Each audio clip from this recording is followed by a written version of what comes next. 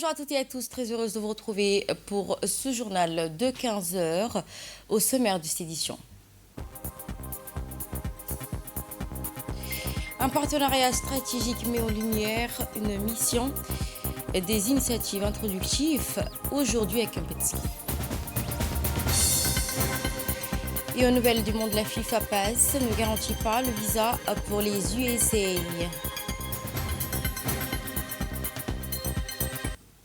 Bonjour à toutes et à tous et merci de nous avoir rejoints. À Kempinski Palace Hotel a accueilli la conférence introductive de la mission d'études de l'Institut des hautes études de défense nationale, une initiative qui illustre une fois de plus le partenariat historique entre Djibouti et la France.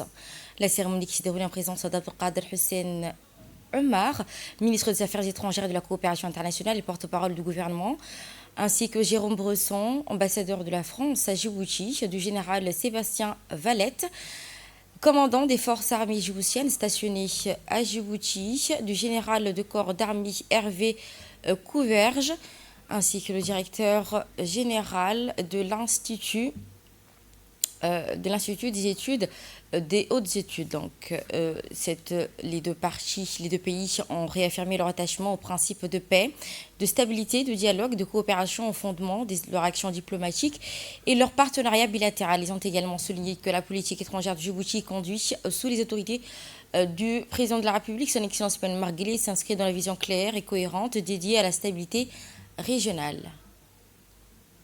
Qui est, je crois, de qualité. Ainsi, au cœur d'un carrefour géopolitique et stratégique, Djibouti, avec le soutien de ses partenaires, a mis en lumière donc les rôles joués dans cette stabilité régionale. Ainsi, lors de ce lancement, de cette cérémonie d'études à Djibouti, le ministre des Affaires étrangères, Abdelkader Hussein Omar, a souligné l'importance de cette initiative qui renforce le dialogue stratégique de coopération. L'écoute ensemble.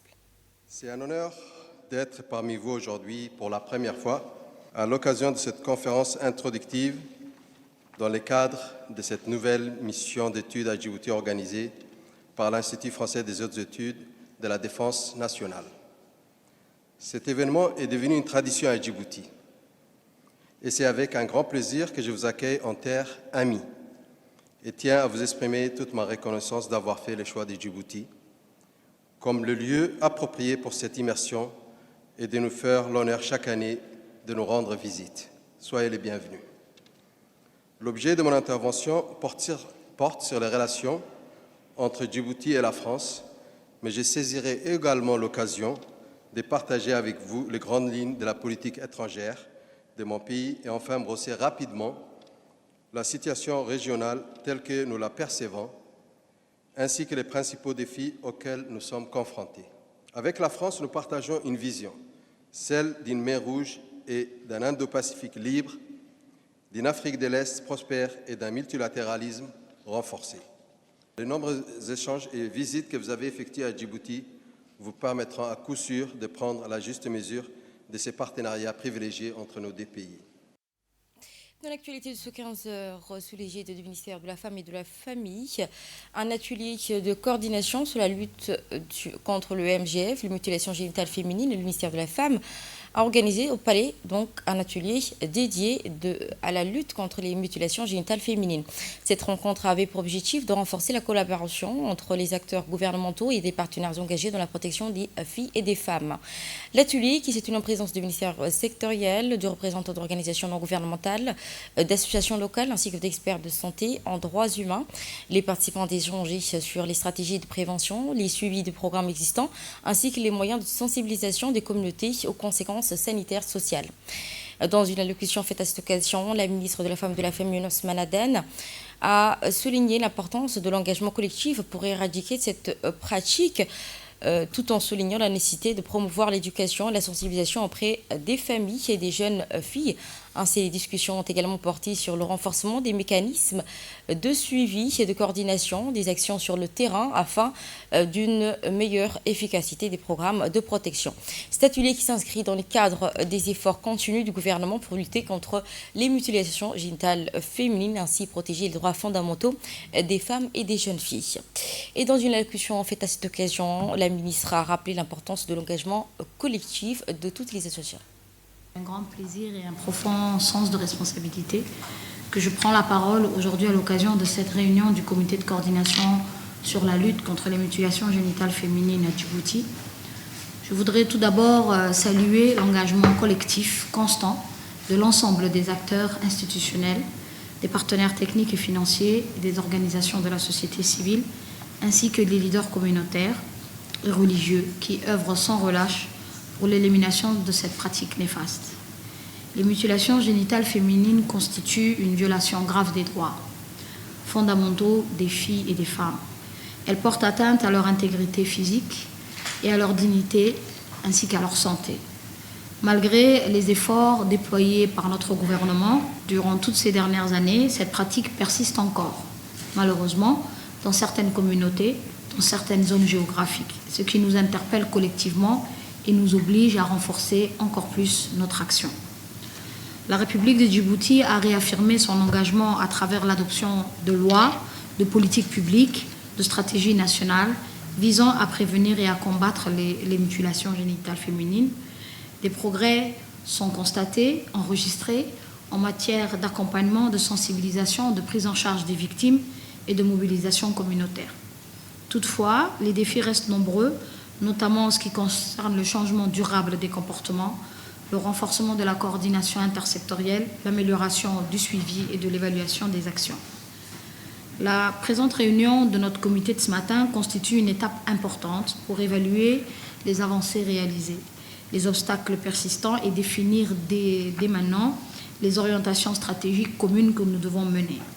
Elle nous offre également l'opportunité de renforcer encore plus la synergie entre nos différents départements et acteurs et d'optimiser l'utilisation des ressources disponibles. Ensemble, nous avons la responsabilité de garantir aux filles et aux femmes de notre pays un avenir fondé sur la dignité, la santé et l'égalité. Je formule le vœu que les travaux de cette réunion débouchent sur des recommandations concrètes et opérationnelles, capables de renforcer notre action et d'accélérer l'élimination des MGF à Djibouti. Après ce discours, nous verrons le magazine de ce 15h qui sera axé sur les inaugurations de 4 sites à Belbala. Une étape importante qui illustre les efforts continus du gouvernement pour le développement local, l'amélioration des infrastructures. Nous reviendrons en détail sur les réalisations et les impacts pour la population.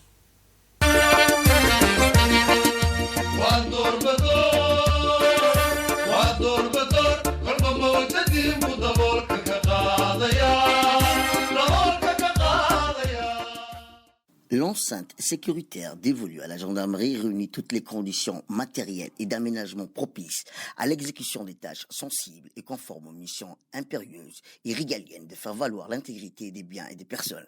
Cette nouvelle infrastructure vient renforcer la sécurité de proximité au cœur des quartiers, en améliorant les capacités d'intervention des forces de sécurité et en assurant une meilleure protection des populations et des biens. Elle contribue également à la consolidation du climat de confiance entre les citoyens et les institutions, en rapprochant les services de sécurité des communautés locales et en favorisant un environnement plus sûr et plus apaisé. L'ouverture de cette brigade contribuera à renforcer le lien de confiance entre les citoyens et les institutions, en rapprochant les forces de l'ordre des quartiers. Cette brigade est dotée d'équipements modernes, de locaux adaptés. Elle permettra aussi aux forces de l'ordre d'améliorer leur capacité d'intervention et de répondre plus efficacement aux besoins des citoyens. Cette inauguration permet aussi d'améliorer les capacités d'intervention de la gendarmerie en assurant une meilleure protection des populations de leurs biens. La proximité des services de sécurité avec les habitants vise ainsi à répondre plus efficacement aux besoins quotidiens et aux situations d'urgence.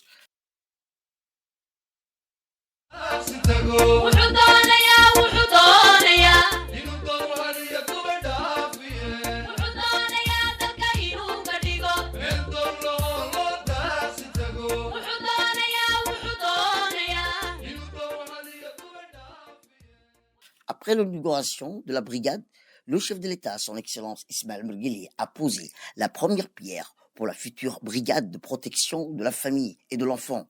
La particularité majeure de cette nouvelle unité réside dans sa capacité à prendre en charge également les violences basées sur le genre en ligne, cyber, web. À cet effet, elle sera équipée de matériel technologique spécialisé et de personnel hautement qualifié capable de mener des enquêtes numériques complexes. Cette unité est dédiée au traitement des enquêtes relatives aux violences basées sur le genre et assurera une prise en charge intégrée et complète des victimes.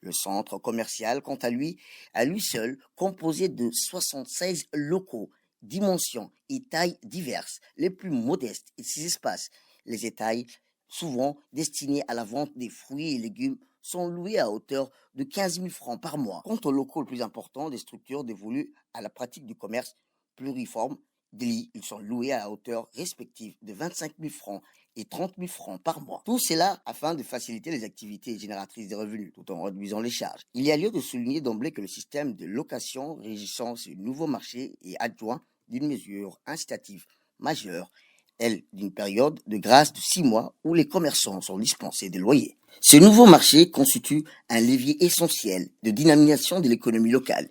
Il offre aux commerçants un espace structuré, moderne et sécurisé, favorisant des meilleures conditions de travail, tout en améliorant l'accès des populations aux biens et services de première nécessité.